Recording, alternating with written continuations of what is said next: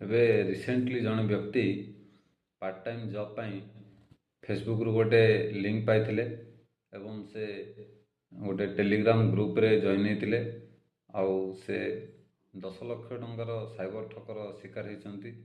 ତ ଆପଣମାନେ ବି କୌଣସି ପ୍ରକାର ଏ ଯେଉଁ ଫେସବୁକ୍, ଇନଷ୍ଟାଗ୍ରାମ, ଟେଲିଗ୍ରାମ ବା ହ୍ୱାଟ୍ସଆପ୍ରେ ମେସେଜ୍ ଆସୁଥିବା ମାନେ ଏ ଯେଉଁ ଫେକ୍ ଜବ୍ ଅଫର୍, ଆପଣ ଫେକ୍ ଆପ୍ଲିକେସନ୍ ଇନଷ୍ଟଲ୍ କରନ୍ତୁ ନାହିଁ। କୌଣସି ଯେଉଁ ସ୍କାନର ରହିଛି ବା ଆକାଉଣ୍ଟ ନମ୍ବର, ଫୋନ୍ପେ ନମ୍ବର, ସେଥିରେ ଆପଣ ଡିପୋଜିଟ୍ କରନ୍ତୁ ନାହିଁ। ଆଡ଼ଭାନ୍ସ ସେମାନଙ୍କୁ ପେମେଣ୍ଟ ଦିଅନ୍ତୁ ନାହିଁ। ଆପଣଙ୍କର ଡକୁମେଣ୍ଟ ଦିଅନ୍ତୁ ନାହିଁ। ଏହା ଗୋଟେ ସାଇବର ଠକେଇ। ଆଉ ସେଇ ବ୍ୟକ୍ତି ଜଣଙ୍କ ତାଙ୍କ ସାଙ୍ଗସାଥି ଏବଂ ତାଙ୍କର ପରିବାର ଲୋକଙ୍କଠୁ ପଇସା ଆଣି ମଧ୍ୟ କିଛି ଡିପୋଜିଟ୍ କରିଦେଇଛନ୍ତି।